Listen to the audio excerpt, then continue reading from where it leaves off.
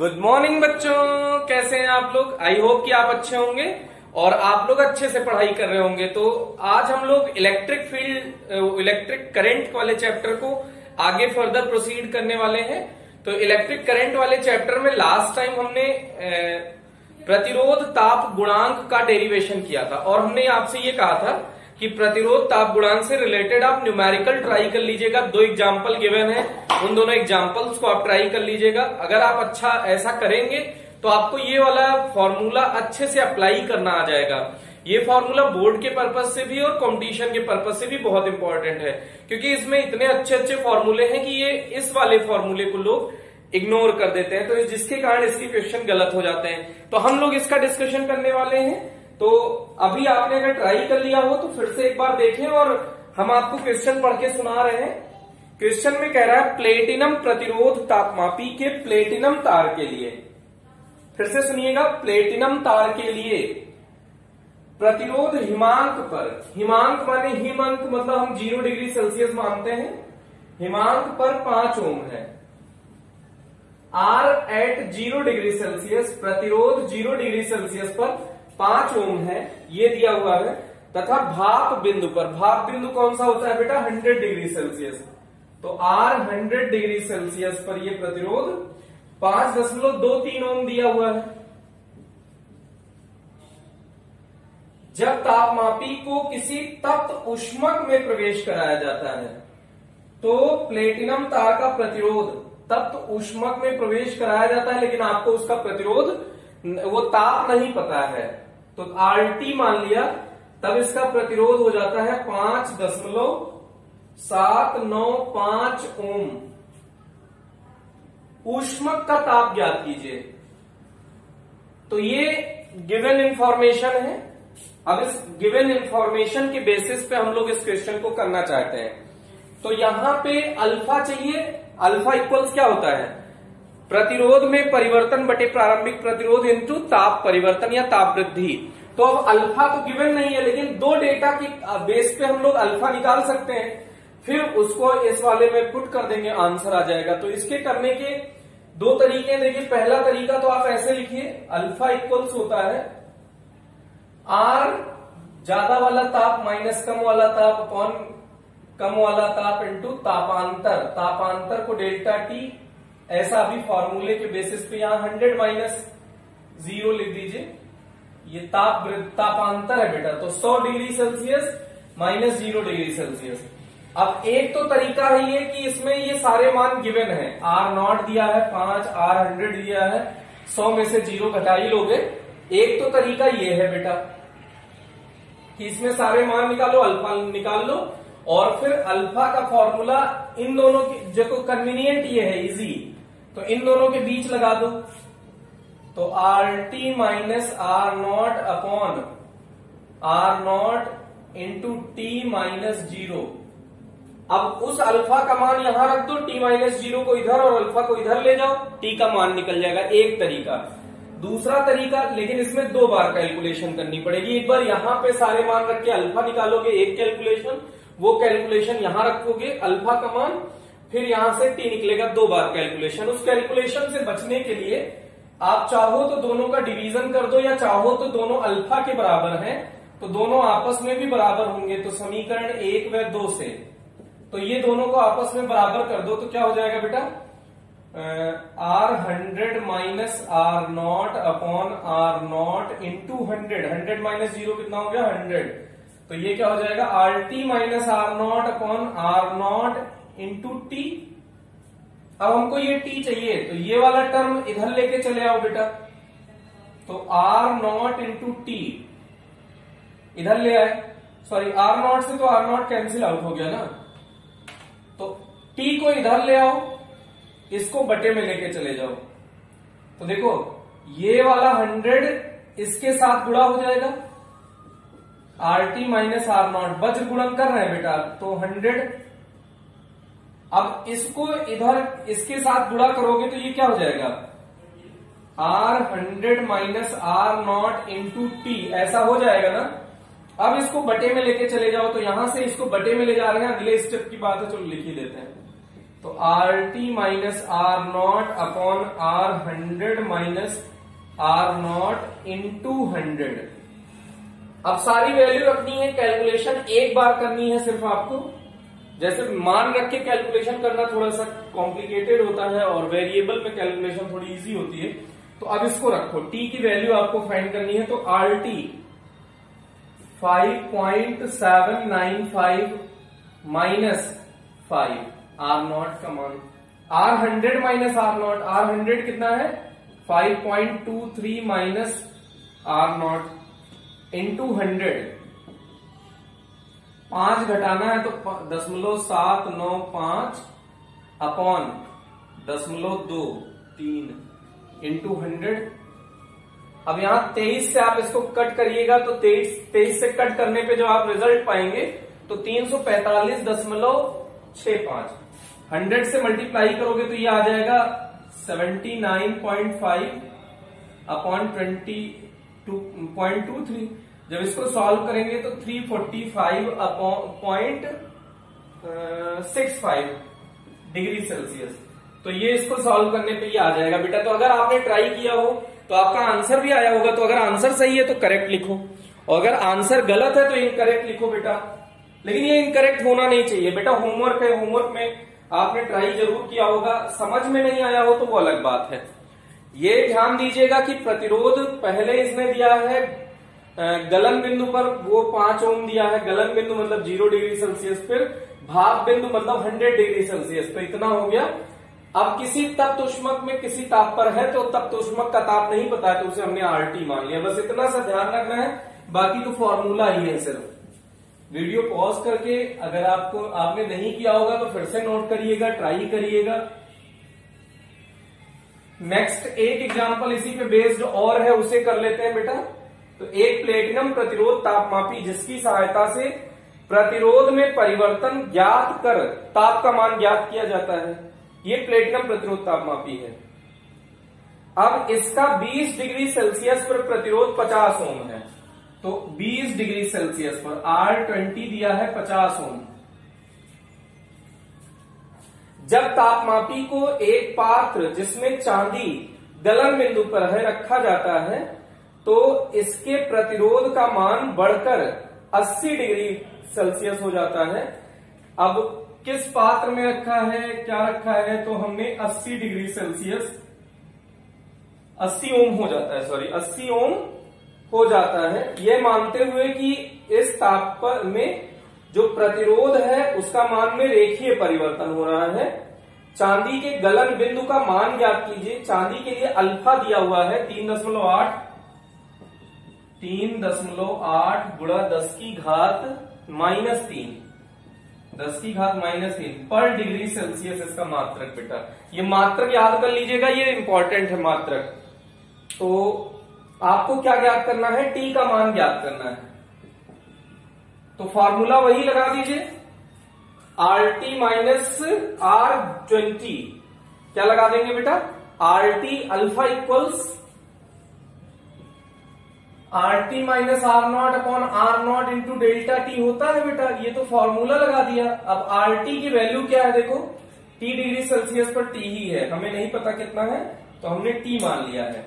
तो RT minus R0 कितना है, R20।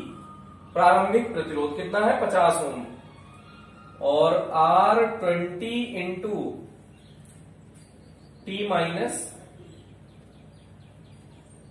20 डिग्री। ताप कितना है 20। यहां देखिएगा ये ताप में अंतर लेना है बेटा, नहीं तो गड़बड़ कर दो। अब RT का मान नहीं, RT पता है 80 minus 50 upon 50 into T minus 20। तो T माइनस 20 को इधर बुला लो, T माइनस 20 इधर ले आओ, अल्फा को इधर लेके चले जाओ। अब इसमें से थोड़ा सा T इक्वल्स क्या हो जाएगा, 20 उधर पक्षांतर कर दो। तो 80 माइनस 50 30/50 इंटू अल्फा, अल्फा का मान है 3.8 इंटू 10 की घात -3। अब ये -20 है तो उधर जाएगा बेटा, इसके बाद +20 हो जाएगा, ये ध्यान देना है। तो ये 0 से 0 कैंसिल आउट हो गया। अब इसके बाद आप इसको सॉल्व कर लीजिएगा। ये ऊपर जाएगा तो 3 जीरो 10 की घात 3 हो जाएगा, तो ये हो गया 3000। 5 गुणा 3.8, तो 5 से काट दो, 5 × 30, 600 आया। आधा कर दो, अभी +20 तो है ही।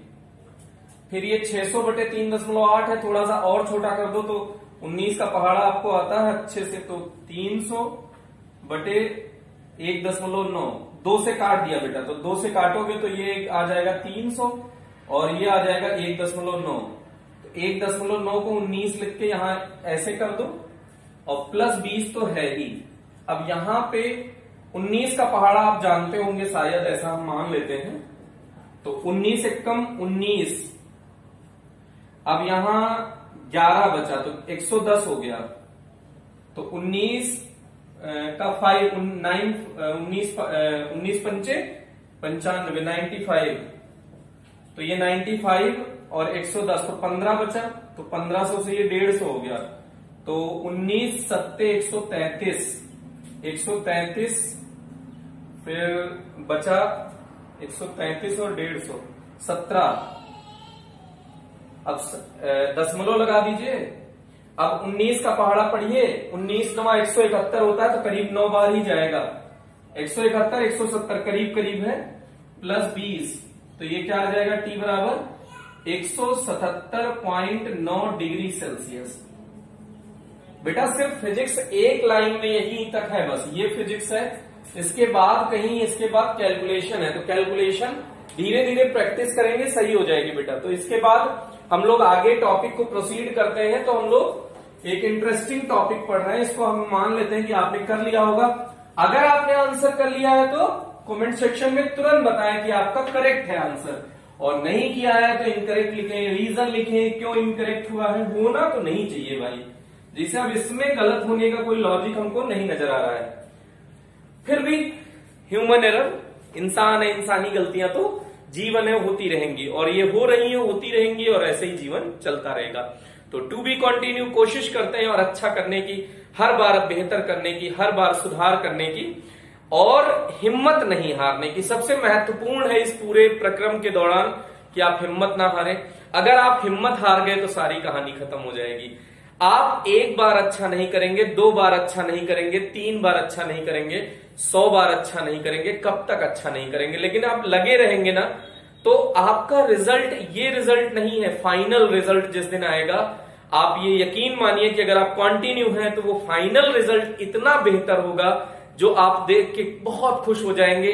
आपके अंदर से बहुत अच्छी वाली फीलिंग आएगी कि आज हम कहां थे और आज हमारा परफॉर्मेंस इस लेवल का है। फिर आप उसी अकॉर्डिंग बहुत अच्छा आगे सोचने लग जाएंगे। आज आपकी पोजीशन जो भी है उसको छोड़िए, उस पोजीशन से आगे बढ़ने की कोशिश करिए, और ये देखिए कि क्या आप इस पूरे साल के दौरान उस पोजीशन को पीछे छोड़ पाते हैं बेटा। वो आप उन चीजों को पीछे छोड़कर क्या आगे बढ़ पाते हैं। अगर ऐसा कर ले गए तो आप बहुत बेहतर कर ले जाएंगे। और जिंदगी में सक्सेस का यही मंत्र है बेटा कि आप खुद में इंप्रूवमेंट करते रहिए, खुद में सुधार करते रहिए। आप अपने से पीछे जो भी थे उसमें सुधार करिए। आप किसी को देखकर सुधार मत करिए कि कौन कितना है क्या है। भाई आप क्या है ना, आप उसमें सुधार करें। दूसरों को देख के आप सुधार नहीं कर सकते हैं। जैसे आपके मान लीजिए पिछले टेस्ट में आए 5 नंबर, इसमें 8 आए, तो आपको बहुत खुश होने की जरूरत है। ये इसकी टेंशन करने की कतई जरूरत नहीं है कि भैया फलाने के तो 10 में 10 आए हैं। ऐसा बिल्कुल मत सोचिए। आप 5 to 8 पहुंचे हैं, डेफिनेटली 8 to 10 आएंगे। उसके लिए एक टाइम है, उस टाइम को आप उसको दीजिए, समय आप लगाइए पढ़ने के लिए। पढ़ने में आप टाइम लगाएंगे, ऑटोमेटिक आप इस लेवल पे पहुंच जाएंगे कि आप 8 से 10 पे भी पहुंचेंगे। बस थोड़ा सा आपको वेट करना पड़ेगा। तो इसी के सोच को आप अंदर अडॉप्ट करिए और उसके अकॉर्डिंग आप आगे बढ़ते रहिए।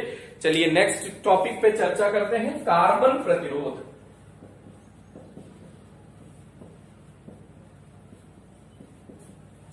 ये बहुत बढ़िया टॉपिक है बेटा। तो कार्बन प्रतिरोध के लिए ऐसे समझ लीजिए कि जो बहुत सारे विभिन्न इलेक्ट्रॉनिक डिवाइसेज आ रही हैं, विभिन्न इलेक्ट्रॉनिक उपकरण मार्केट में उपलब्ध हैं, तो सभी इलेक्ट्रॉनिक डिवाइस में अलग अलग सर्किट पे, अलग अलग प्लेस पे, अलग अलग मान के प्रतिरोध की जरूरत पड़ती है। अब अलग अलग मान के प्रतिरोध की जरूरत पड़ती है तो हमारे पास ऐसा अलग अलग मान का प्रतिरोध होना चाहिए कि वहां पे मान लो जरूरत है 1.9 ओम की, तो हम 1.9 ओम ही लगाएं बेटा। उससे ज्यादा का लगा दोगे तो सर्किट ब्रेक हो जाएगा, बेकार हो जाएगा। तो अब ऐसा करने के लिए हमने कार्बन के चूर्ण का एक वो बनाया, कार्बन प्रतिरोध। तो इसी को नाम से जानते हैं कि कार्बन प्रतिरोध कहते हैं। तो इसकी परिभाषा के फॉर्म में क्या लिख देंगे, परिभाषा कोई इंपॉर्टेंट नहीं है, फिर भी जाननी चाहिए कि आजकल विभिन्न इलेक्ट्रॉनिक युक्तियों में या उपकरणों में अलग अलग मान के कार्बन का प्रयोग होता है। तो जिसे परिपथ में संयोजित करने के लिए, हाँ, अलग अलग मान के कार्बन प्रतिरोध का प्रयोग होता है जो कार्बन चूर्ण से बने होते हैं। किससे बने होते हैं बेटा, कार्बन चूर्ण से बने होते हैं, और जिसके दोनों किनारों पर चालक तार लगे होते हैं। परिपथ में संयोजन के लिए दोनों किनारों पर चालक तार लगे होते हैं। फिर से भाषा सुन लीजिएगा।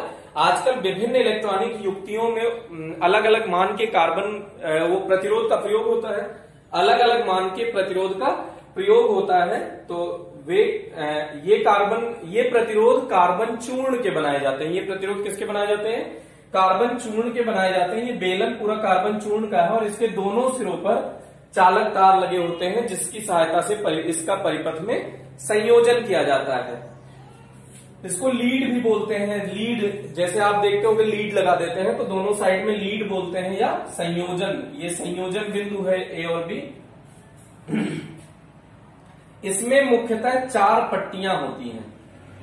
क्या बनी होती है बेटा, 4 ऐसे पट्टियां बनी होंगी। तो मान लीजिए एक पट्टी ये हो गई, फिर दूसरी पट्टी ऐसे हो सकती है इसी के साथ साथ एडजेसेंट में। हमारे पास डिफरेंट कलर नहीं है, नहीं तो हम डिफरेंट कलर से करके आपको दिखाते, लेकिन अभी आप ऐसे समझ लीजिए कि कुछ ऐसे कलरफुल पट्टियां आएंगी बेटा। अब हमारे पास 2 ही कलर है तो हम उन्हीं का यूज कर रहे हैं। तो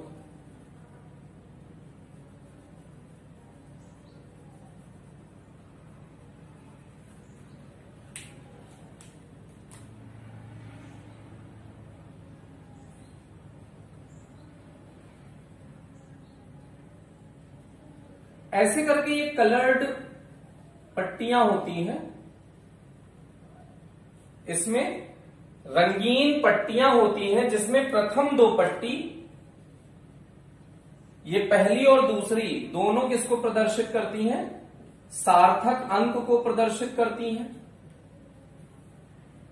तृतीय पट्टी गुणज को प्रदर्शित करती है और चतुर्थ पट्टी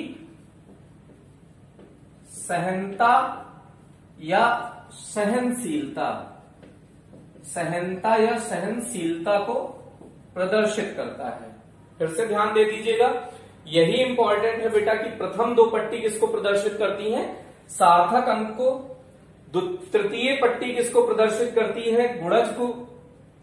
ये फर्स्ट पट्टी हो गई, ये सेकंड पट्टी हो गई, ये थर्ड हो गई और ये फोर्थ। तो प्रथम 2 पट्टियां सार्थक अंक को, तृतीय पट्टी गुणज को और चतुर्थ पट्टी सहनशीलता को प्रदर्शित करती है। तो ये इसकी कंप्लीट डेफिनेशन हो गई। तो फिर से कंप्लीट डेफिनेशन सुन लीजिए। आजकल विभिन्न इलेक्ट्रॉनिक उपकरणों में अलग अलग मान के प्रतिरोध का प्रयोग किया जाता है। तो इसके लिए हम कार्बन चूर्ण से प्रतिरोध का निर्माण करते हैं। अब इसके दोनों सिरों पर चालक संयोजन के लिए, परिपथ में संयोजन के लिए चालक तार लगे होते हैं, जिसमें प्रथम 2 पट्टी, इसमें अलग अलग रंग की पट्टियां बनी होती हैं, जिसमें प्रथम 2 पट्टी सार्थक अंक, तृतीय पट्टी गुणज और चतुर्थ पट्टी सहनशीलता को प्रदर्शित करती है। तो सबसे महत्वपूर्ण तो ये बात है बेटा। अब उसके बाद एक चार्ट है, इसमें ये चार्ट आपको याद होना चाहिए। तो देखिएगा, ये पहला तो है सार्थक अंक, पहला चार्ट है, पहला इसमें पोर्शन है सार्थक अंक, दूसरा है गुणज का और तीसरा है सहनशीलता का।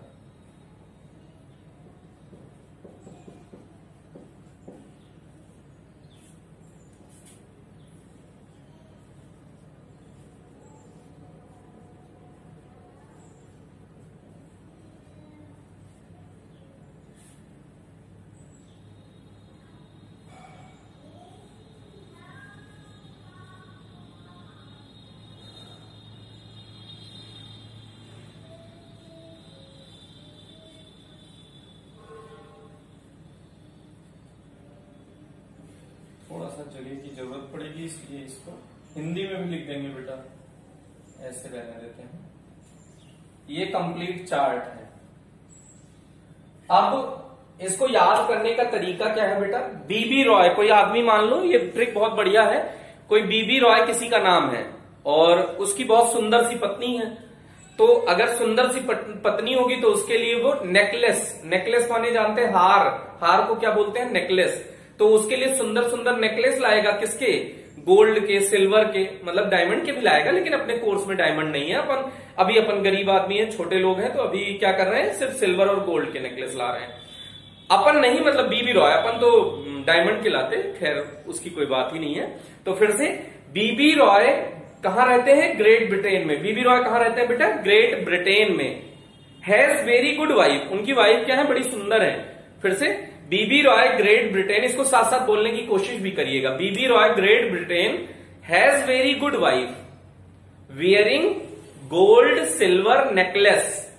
फिर से बोलना है बेटा, बीबी रॉय ग्रेट ब्रिटेन, फिर से बोलो, BB Roy great Britain has very good wife wearing gold silver necklace. फिर से BB Roy great Britain, BB Roy कहां के रहने वाले हैं बेटा?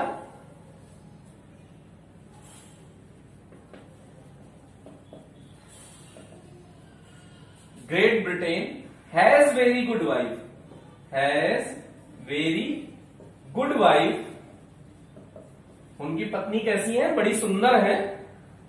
वेयरिंग, जो क्या पहनती हैं? गोल्ड या फिर सिल्वर का नेकलेस। नेकलेस माने गलाहीन नहीं बेटा, नहीं गला कटवा दो तुम, नेकलेस बिना गले का। नेकलेस मतलब उसमें ऐसा उठाव नहीं होता, जैसे ये होता है एक ग्रिप वाला, जैसे आप टी शर्ट पहनते हो एक हाई नेक का, आपका मतलब जनरली लड़कियां पहनती हैं ठंड में हाई नेक का जो स्वेटर होता है, तो वो हाई नेक मतलब उसमें नेक है। और नेक लेस का मतलब जिसमें नेक ना हो, तो हार ऐसे चिपका होता है, उठा थोड़ी होता है, तो इसलिए उसका नाम नेकलेस है बेटा। तो BB Roy great Britain has very good wife wearing gold silver necklace. देखिए BBROY great Britain has very good wife wearing gold silver necklace का मतलब नो, नेकलेस का मतलब नो कलर। अब बी माने ब्लैक, देखिएगा इसको ध्यान से देखिएगा बेटा, बी माने ब्लैक, फिर आया बी, तो ऐसे सोचो गाढ़े से हल्का, ऐसे कैसे सोचना है कि गाढ़े से हल्का, कैसे सोचना है बेटा? डार्क से लाइट कलर, किस कलर से किस कलर की ओर मूव करेंगे हम लोग?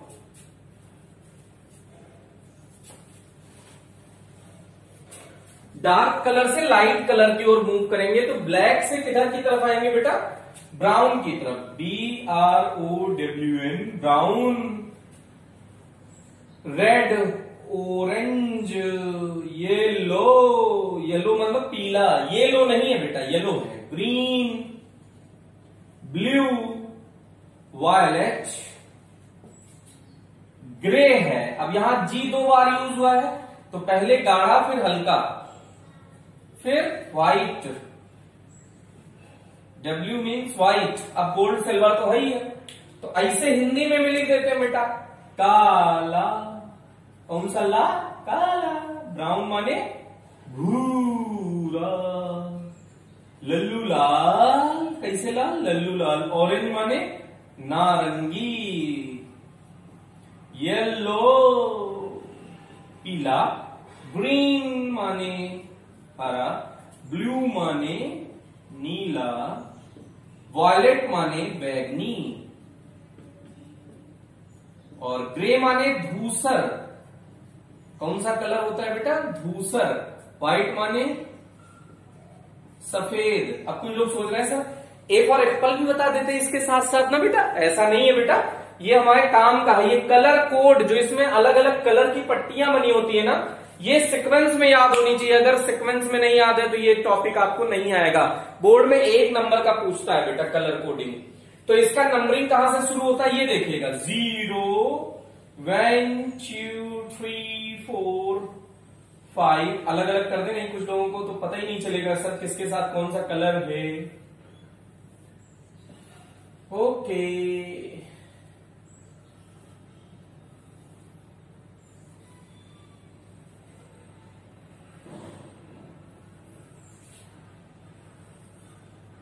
एक पट्टी बहुत पतली, कोई नहीं। 5 6 7 8 9 9 तक करना है, तो 0 1 2 3 4 5 6 7 8 9। अब इसको क्या करना है, जो ये 0 1 2 3 है ना, इसको नेक्स्ट स्टेप में 10 की खोपड़ी पे बिठा देना है। तो ये क्या हो जाएगा, 10 की खोपड़ी पे क्या बैठेगा 0, 10 की खोपड़ी पे क्या बैठेगा 1, 10 की खोपड़ी पे 2, 10 की खोपड़ी पे 3 4, 10 to power 5, 10 to power 6, 10 to power 7, 10 to power 8, 10 to power 9। कितने खतरनाक खतरनाक प्रतिरोध बना रहे हैं, 10 की घात 9 वाले प्रतिरोध भी हम लोग बना रहे हैं। अब इसमें देखिएगा जो गोल्ड सिल्वर और नो कलर होते हैं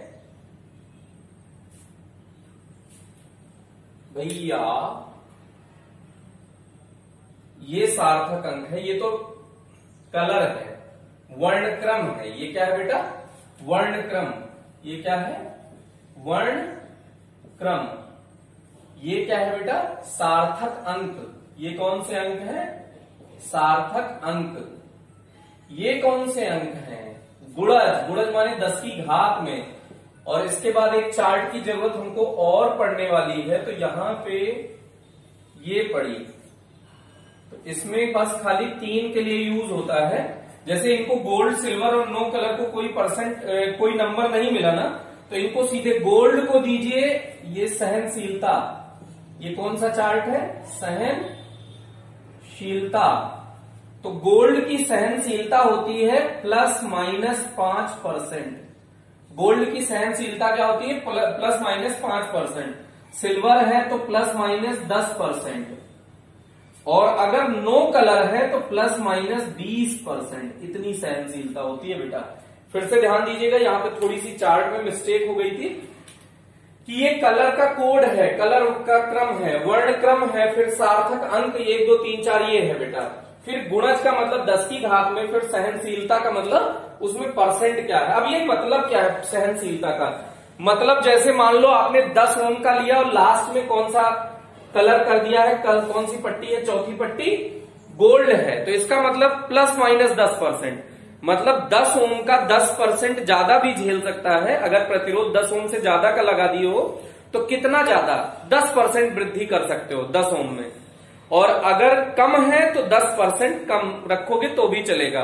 तो इसका मतलब है ये 10% ज्यादा और कम दोनों झेल सकता है, दोनों को कंट्रोल कर सकता है। तो ये अगर सिल्वर है, अगर गोल्ड है तो ये ±5%, मतलब +5% भी झेल जाएगा, -5 मतलब कम भी रहेगा तो भी चल जाएगा। तो ये इसका मतलब चार्ट है बेटा। यही चार्ट का क्रम याद होना चाहिए, अगर सीक्वेंस आपको नहीं याद है तो गड़बड़ हो जाएगा। तो अब देखिएगा कुछ क्वेश्चन आपको कराते हैं बेटा। अब इसी को यूज कर ले रहे हैं हम लोग, इसी को, ये क्वेश्चन के फॉर्म में इसी को बना लेते हैं। लाल पीला कर लो, लाल पहला पट्टी कैसा है, लाल, दूसरी पट्टी पीला, तीसरी पट्टी हरा, यही तो पॉपुलर कलर है। फिर इसको कुछ गोल्ड कर लीजिए, सिल्वर कर लीजिए। जो आपके नोट्स में वो सिल्वर है तो उसी नोट्स के अकॉर्डिंग हम दे रहे हैं सिल्वर। सिल्वर माने चांदी सा, हिंदी में इसका भी लिख देते हैं। गोल्ड माने सुनहरा, गोल्ड माने कौन सा कलर, सुनहरा, चांदी सा। किस कलर का, चांदी जैसा। नो कलर माने रंगहीन, रंगहीन या वर्णहीन। अब इसके बाद देखिए यहां पे हमने दे दिया चांदी सा, हिंदी में लिख दिया चांदी सा। अब दिए गए इसका प्रतिरोध ज्ञात करना है, दिए गए कार्बन प्रतिरोध का मान ज्ञात कीजिए, में प्रतिरोध का मान ज्ञात कीजिए। तो R, अब देखो पहले दो पट्टी लाल पीला, लाल पीला के लिए कौन सा यूज होगा, सार्थक अंक। तो लाल के लिए सार्थक अंक कितना है बेटा, 2। पीले के लिए सार्थक अंक कितना है, 4। तो ये लिख दिया 2, सॉरी पीले के लिए सार्थक अंक कितना है, 4। तो 24 लिख दो, पहले दो कलर का हो गया। अब गुणा का निशान बनाओ। हरे के लिए कितना है, हर एक के लिए है, अब ये गुणज लिखना है। तृतीय पट्टी किसको प्रदर्शित करती है? गुणज को। तो गुणज कितना है हर एक का? 10 की घात 5। और फिर लास्ट पट्टी किसको प्रदर्शित कर रही है? सहनशीलता। तो चांदी की सहनशीलता कितनी है? ±10%। तो ±10%, और इसका मात्रक क्या है? ओम। ये हो गया बेटा। अगर इसी को मेगा ओम में कहा जाए तो यहां 10 की घात 6 आ जाता तो मजा आ जाता। तो 2.4 गुणा 10 की घात 6 ±10% है। तो इसको ऐसे लिख सकते हो, 2.4। ये ओम में आया था मान, तो अब ये क्या लिख दोगे? Mega ohm. मेगा का एम बना देते हैं। मेगा माने 10 की घात 6 ±10%। इसमें झेल जाएगा अंतर। तो ये हो गया पहला क्वेश्चन। अब एक क्वेश्चन हमने किया, दूसरा क्वेश्चन आप ट्राई करिएगा। दूसरा क्वेश्चन है हरा, लाल, बैगनी, सुनहरा। हरा, लाल, बैगनी, सुनहरा। अब इसको ध्यान रखने का तरीका कैसे? देखो बेटा, अब यहां पे मिस्टेक क्या होती है? 0 से शुरू है। तो अब मान लो कि सबसे पहली पट्टी हरा है, तो रेड वो ग्रीन होनी चाहिए। तो BBROY, B B Roy, great, great वाला ग्रीन हो जाएगा। तो ये 6 नंबर पे आया, लेकिन ये गिनती कहां से शुरू है? 0 से। तो ये आया कौन से नंबर पे? 5 नंबर पे बेटा। ये ध्यान देना, एक कम कर दिया करो। जितना भी नंबर आए उसका एक कम कर दिया करो। तो मान लो हरे का नंबर ऐसे गिनो, BBROY, ग्रेट का G। तो 6 नंबर आया, 6 का 5 लिखो, एक कम करके लिखो। तो यहां लिख दिया 5। फिर लाल, BBROY होता तो रेड, तो तीसरे नंबर पे आया तो एक कम करो, 2 लिखो। फिर बैगनी, बैगनी माने वायलेट, तो BBROY, ग्रेट ब्रिटेन हैज का कोई मतलब नहीं है, वेरी, वी आया वेरी। तो ये आया 8 नंबर पे। तो एक कम करो, 7। एक कम करोगे तो क्या आएगा?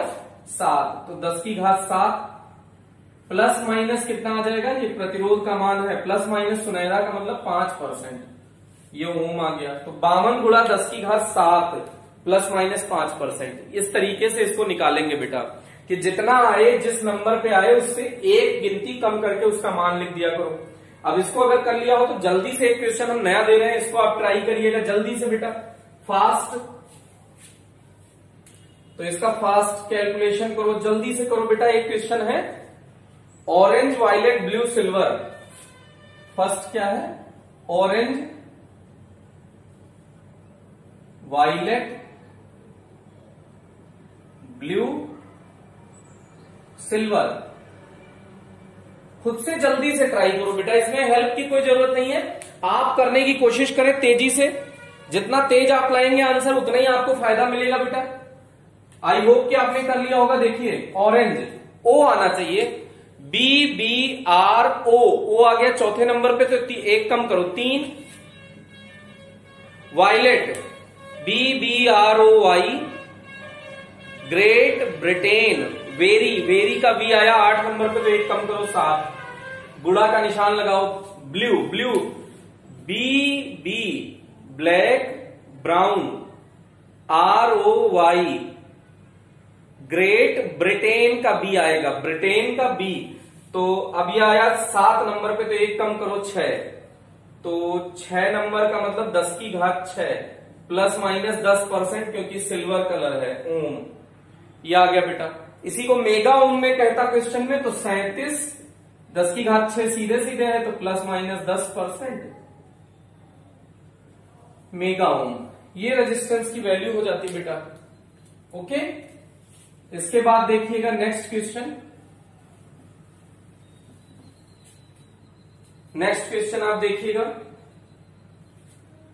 इसको आपने कर लिया होगा। तो अब ऐसे दिया है 74 गुणा 10 की घात 5। तो इसका चाहे एक और कर दीजिए आप, फिर हम वाला देते हैं इस टाइप का। चाहे इसको करिए 74 गुणा 10 की घात 5 ऐसे दिया है, इसका रंग बताना है। 74 गुणा 10 की घात 5 प्लस माइनस 5%। तो आर का ये कौन कौन से रंग की पट्टियां होंगी। तो 7 आया है, मतलब 8 तक गिनो। BBROY ग्रेट ब्रिटेन वेरी, 8 पे वेरी बी आया, तो ये वायलेट हो गया बेटा।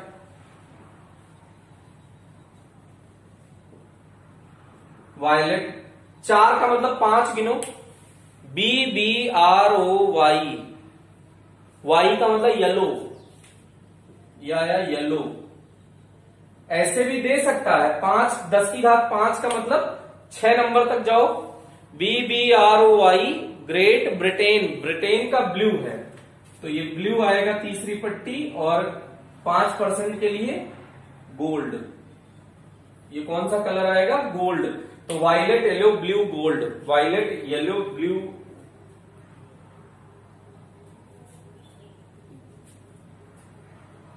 पांच दिया है बेटा हमने, तो 6 पे गिनो। BBROY ग्रेट, 6 पे ग्रेट आ रहा है, तो ग्रीन आ रहा है, ये ब्लू नहीं होगा 6 पे, ग्रीन। ठीक है बेटा। अब इसके बाद आप देखिएगा, थोड़ा सा इसी में कॉम्प्लिकेशन और कर सकता है। कोई जरूरी नहीं है लास्ट पट्टी सहनशीलता वाली दी ही हो, ये हर क्वेश्चन में दे, ये जरूरी नहीं है। 3 पट्टियां भी दे सकता है, ऐसा भी आपको बहुत सारा क्वेश्चन देखने को मिलेगा। अब इसमें क्या करेगा, थोड़ा सा देखिएगा, ये कलर कोड आपको दे देगा। जैसे ब्राउन ब्लैक ब्लैक, ये दिया हुआ है ब्राउन ब्लैक ब्लैक। अब इसमें क्या किया, एक बैटरी लगा दी, बैटरी लगा दी, इसका वोल्टेज दे दिया 2 वोल्ट। तो परिपथ में प्रवाहित धारा का मान बताइए, परिपथ में प्रवाहित होने वाली धारा का मान। तो बेटा अगर ये प्रतिरोध पता चल जाए, वोल्टता पता है तो धारा पता चल जाएगी। तो इसका प्रतिरोध लिखो सबसे पहले, तो क्या लिखना है बेटा, R। तो R के लिए लिखो ब्राउन, ब्राउन का मतलब कितना नंबर पे आता है, ब्लैक ब्राउन, तो 2 नंबर पे, तो मतलब 1 है ये। ब्लैक का मतलब 0 गुणा तीसरी पट्टी ब्लैक, ब्लैक का मतलब 10 की घात 0, तो 10 की घात 0 का मान 1 हो गया, तो ये आ गया 10 ओम। R का मान हो गया 10, V का मान हो गया 2 वोल्ट, तो I इक्वल्स V/R, तो 2/10, तो 0.2 एम्पियर करंट आ गई। कितनी करंट आ गई परिपथ में बेटा, 0.2 एम्पियर। तो इस परिपथ में 0.2 एम्पियर की करंट फ्लो होगी। अगर ऐसा सर्किट बना दिया गया है तो इस परिपथ में कितने ओम का, वो कितने एम्पियर की करंट फ्लो होगी, 0.2 एम्पियर की करंट फ्लो होगी। तो ऐसा करके ये भी क्वेश्चन दिया जा सकता है। फिर से देख लीजिएगा, एक क्वेश्चन ऐसे और दे सकते हैं कि पहले से ही उसने कह दिया कि निम्न का मान मेगा ओम में बताइए, तो आपके पास अब चॉइस खत्म हो गई है बेटा, अब आपको मेगा ओम में ही आंसर देना है। अगर उसने कह दिया होता कि आंसर प्रतिरोध बताइए तो आप किसी में भी दें, लेकिन उसने स्पेशली कह दिया मेगा ओम में आंसर बताइए, तो इसका कैलकुलेशन आप करिए। मेगा ओम में मान बताइए, grey red yellow silver, grey red yellow silver, grey red yellow, और ये लास्ट वाली पट्टी जो है ये कौन सी है, सिल्वर। अब इसका कैलकुलेशन जल्दी से करो बेटा, आप आंसर मेगा ओम में बताना है, ये ध्यान रखना है आपको। तो आई होप कि आपने कर लिया होगा। See on the board, grey, grey green के नीचे आएगा बेटा, ये ध्यान देना, ग्रीन पहले ग्रीन वाला जी आ जाएगा, उसके बाद ग्रे आएगा। तो पहले फिर से सुनो, BBROY, B B Roy, great Britain has very good wife, ये हुआ पूरा 10 तक। तो फिर से इस पे समझना है आपको कि ग्रे कहां पे आएगा, उसको देखो, BBROY ग्रेट, एक जी आ गया। अब इसके बाद जो आएगा, ग्रेट ब्रिटेन वेरी, वी आ गया, वेरी गुड, गुड का मतलब 9 पे आया, 9 का ये मतलब 1 कम करो, तो 8 लिखो इसको। रेड, रेड किस पे आएगा बेटा, BBR, R 3 पे आया, 3 का मतलब 1 कम करो, 2 लिखो, इंटू 10 की घात। येलो, येलो पे देखो, BBROY ROY 5 पे आया ना, तो 5 से 1 कम करो, 4 लिखो, तो 10 की घात 4 प्लस माइनस सिल्वर के लिए कितना परसेंट होता है? 10%। ये ओम में आया है, लेकिन मेगा ओम में करने के लिए 10 की घात 6 चाहिए, तो 100 से भाग कर दो, 100 से गुणा, तो 100 से भाग किए तो ये कितना आ गया? 0.82, और गुणा किए तो ये पावर में ऐड हो जाएगा 10⁶, प्लस माइनस 10%, ये है ही है। अब इसको ऐसे ओम में है अभी, तो इसको ऐसे लिख सकते हो ना, 0.82 मेगा ओम प्लस माइनस 10%, तो ये रेजिस्टेंस की वैल्यू आ गई बेटा। तो इस तरह से इसका रेजिस्टेंस के ढेर सारे क्वेश्चन हमने अप्लाई करा दिए। ये एक्चुअल में 1 नंबर में बोर्ड में आता है, बहुत ज्यादा मार्क्स का नहीं है, लेकिन ये फ्री फोकट का मार्क्स है। तो अगर इस टाइप के टॉपिक अगर आप छोड़ दिए बाई चांस, मेहनत कुछ नहीं है बेटा। अगर ये ट्रिक याद है कि बीबी रॉय ग्रेट ब्रिटेन की बहुत सुंदर पत्नी थी और वो क्या पहनती थी? गोल्ड सिल्वर का नेकलेस पहनती थी। अगर ये याद है तो आपको तुरंत टक से ये प्रतिरोध वाला हो जाएगा क्वेश्चन। तो आगे बढ़ते हैं, इसी सीक्वेंस को हम लोग आगे बढ़ाते हैं और थोड़ा सा कुछ और टॉपिक का डिस्कशन करते हैं। तो एक हमने बताया था आपको, जो फर्स्ट चैप्टर बता रहे थे, तो चालक, कुचालक, अर्धचालक, और उसमें एक बताया था अतिचालक। तो हमने कहा था अतिचालक की चर्चा हम बाद में करेंगे। अतिचालक की चर्चा का आज वो दिन आ गया है, जो हमने बाद वाला दिन आपके लिए डिसाइड किया था ना कि अतिचालक हम आपको बाद में बताएंगे। तो आज ही वो दिन है कि हम अतिचालक की चर्चा करेंगे। तो अतिचालक किसे कहते हैं? Super conductor. बड़ा बढ़िया आदमी है अतिचालक, सुपर कंडक्टर। कुछ धातुओं तथा मिश्र धातुओं में यह गुण पाया जाता है बेटा कि उनका प्रतिरोध अचानक घटकर क्या हो जाता है? एक निश्चित ताप पर उसका प्रतिरोध घटकर शून्य हो जाता है। मतलब प्रतिरोध ही नहीं, रुकावट ही नहीं। सोचो कोई नाली है, उसमें एकदम 1% कचरा नहीं है, तो पानी को बहने में कोई प्रॉब्लम होगी क्या? आराम से जिंदगी भर पानी बहता रहेगा। मतलब कभी भी आप एनर्जी जो भेजते हैं ना, तो वो ऊर्जा हानि हमेशा प्रतिरोध के कारण होती है। जैसे घरों में आपके अप्लायंसेस लगे हैं, तो यहां तक लाइट भेजने के लिए कोटा से लाइट भेजी गई। मान लो यहां के लिए लाइट कहां से आ रही है? कोटा के लिए, कोटा से। अब कोटा से लाइट आ रही है, तो तुम सोचो वहां पावर प्लांट लगा हुआ है, तो वहां से अगर लाइट यहां तक सप्लाई हुई होगी तो किसी वायर के थ्रू तो हुई होगी। तो वायर ने बहुत सारी एनर्जी रास्ते में खर्च कर दी, बेकार कर दी। किसके कारण? प्रतिरोध के कारण। अगर सोचो वो प्रतिरोध नहीं होता तो वो एनर्जी हमारी बच जाती ना। तो ये सुपर कंडक्टर ऐसे ही लोग होते हैं जिनका प्रतिरोध ही नहीं होता। क्या नहीं होता बेटा? प्रतिरोध ही नहीं होता। तो इसकी परिभाषा क्या है? कुछ धातुओं तथा मिश्र धातुओं, ध्यान दीजिएगा, कुछ धातुओं तथा मिश्र धातुओं में यह गुण पाया जाता है कि एक निश्चित ताप पर उनमें प्रतिरोध घटकर शून्य हो जाता है। मतलब रहता शुरू से ही नहीं है, मतलब उसको अगर ठंडा करते गए, ठंडा करते गए, ठंडा करते गए, तो एक निश्चित ताप पर उसका प्रतिरोध घटकर क्या हो जाता है? शून्य। ऐसे पदार्थ को अतिचालक पदार्थ कहते हैं और पदार्थ के इस गुण को अतिचालकता कहते हैं, सुपर कंडक्टिविटी। फिर से सुनते हैं, कुछ धातुओं तथा मिश्र धातुओं में यह गुण पाया जाता है कि एक निश्चित ताप पर उसका प्रतिरोध अचानक घटकर शून्य हो जाता है।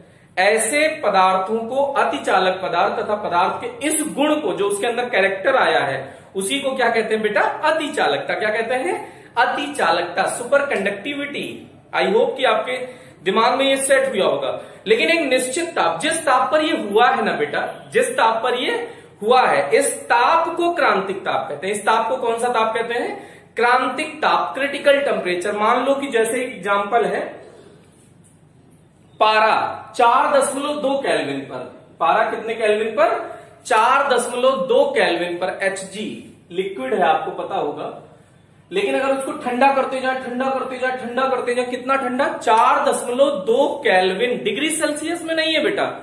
अगर डिग्री सेल्सियस में कन्वर्ट करोगे तो डिग्री सेल्सियस में कन्वर्ट करने के लिए इसमें से 273 घटाओगे तो लगभग -269 डिग्री सेल्सियस, लगभग -269 डिग्री सेल्सियस। इतना ठंडा किया गया अगर पारे को, मतलब -273 को, मतलब 4 कम कर लीजिए, -269 डिग्री सेल्सियस तक अगर पारे को गर्म ठंडा किया गया तो उसमें अतिचालकता का गुण आ जाता है। भाई क्वेश्चन ये भी तो दिमाग में आया कि सर अगर ये सिस्टम है कि अतिचालक हमारे पास उपलब्ध है तो कोटा से लाइट अतिचालक से लाओ। लेकिन आप ये सोचो कि उसमें ये -269 डिग्री सेल्सियस क्रिएट कैसे करोगे? आप घरों में एसी लगाते हो, उसमें 15 degree Celsius 16 degree Celsius minimum temperature होता है, मतलब 16 से कम तो एसी से आप नहीं ला पा रहे हो। और ये क्या है, माइनस में है भाई, 0 डिग्री। रेफ्रिजरेटर लगाते हो आप, माइनस, मतलब जो बहुत हाई क्वालिटी के रेफ्रिजरेटर होते हैं उसमें भी -8 डिग्री सेल्सियस तक जाता है। तो माइनस यहां पे कितना है, -269 डिग्री सेल्सियस। तो ये अभी नॉर्मली हमारे सिस्टम में पॉसिबल नहीं है कि इतना हम लोअर टेम्परेचर अडॉप्ट कर सके। इतने कम ताप तक हम अभी तक पहुंच नहीं पाए हैं, नहीं पहुंच भी सकते हैं। तो इसी के लिए साइंस अभी कॉन्टिन्यूअसली स्टडी कर रहा है कि कैसे इसको अपने कंट्रोल में लाया जा सके, मतलब रूम टेम्परेचर पर ये चीजें कैसे जनरेट की जाए। तो इस पे रिसर्च चल रहा है, बहुत सारे रिसर्च में -69 -50 डिग्री सेल्सियस तक का अभी तक हमने मटेरियल तैयार कर लिया है। वो एलॉय है, मिश्र धातुएं हैं, अभी कंप्लीट धातुओं में ऐसा गुण नहीं मिला है। तो धातुओं में Hg ही है जो इतने लोअर टेम्परेचर पे किसका कैसे व्यवहार करने लगता है, सुपर कंडक्टर का व्यवहार करने लगता है। तो फिर से सुन लीजिएगा, कुछ धातुओं तथा मिश्र धातुओं में ये गुण पाया जाता है कि एक निश्चित ताप पर उसका प्रतिरोध अचानक घटकर शून्य हो जाता है। ऐसे पदार्थ को अतिचालक पदार्थ तथा पदार्थ के इस गुण को अतिचालकता कहते हैं।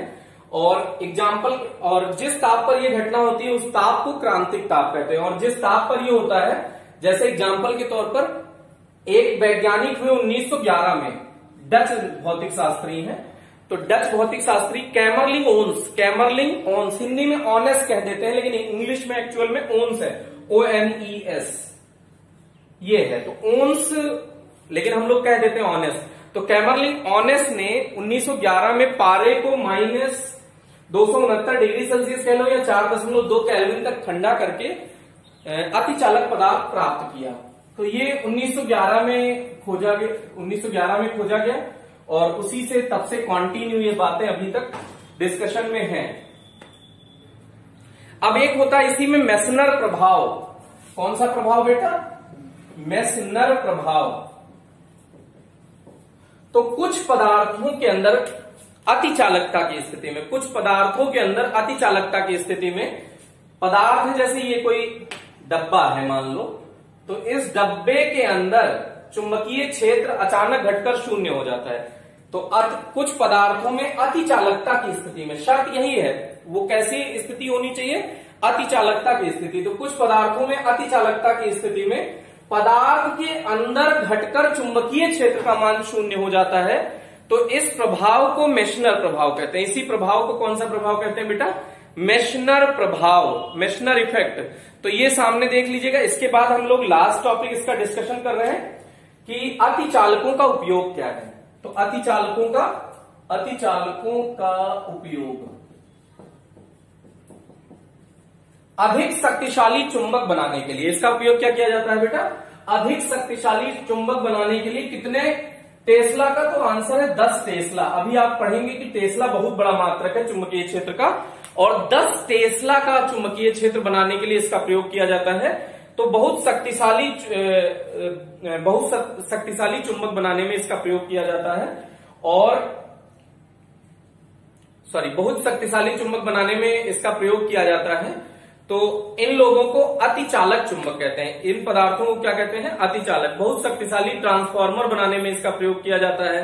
सुपर कंप्यूटर बनाने में, सुपर कंप्यूटर पे अभी काम चल रहा है, तो सुपर कंप्यूटर बनाने में भी इसका प्रयोग किया जाता है। अतिचालकों का किया जा सकता है, अभी मतलब इसको उतना ज्यादा हम लोग उसमें नहीं ले आए हैं, यूज में नहीं ले आए हैं। तो मोटर जनित्र में इसका उपयोग किया जाता है। अब मोटर जनित्र क्या है? जैसे आपने सुना होगा एसी मोटर जनित्र होता है, जैसे आप लाइट जिससे जनरेट करते हैं, जनरेटर मतलब लाइट उससे जनरेट की जाती है। तो एसी मोटर जनित्र में इसका उपयोग किया जाता है।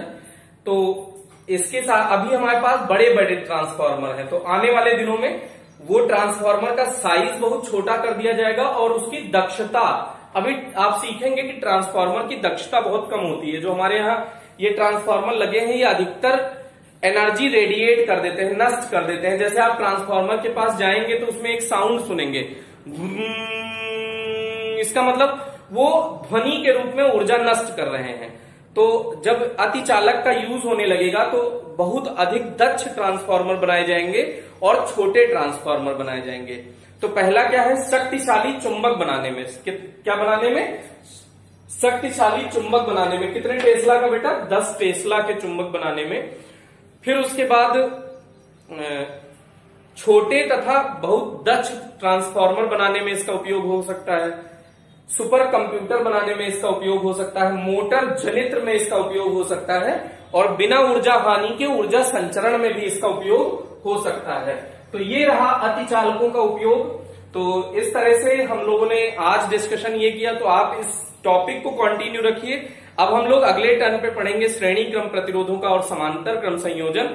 ये बहुत सिंपल टॉपिक, बहुत इंटरेस्टिंग टॉपिक है। तो इसको आगे देखने के लिए वीडियो को कंटिन्यू करें। आज के लिए इतना ही। Thank you, best of luck. पढ़ाई करते रहिए, लगे रहिए, खूब मेहनत करिए और खूब आगे बढ़िए। Best of luck.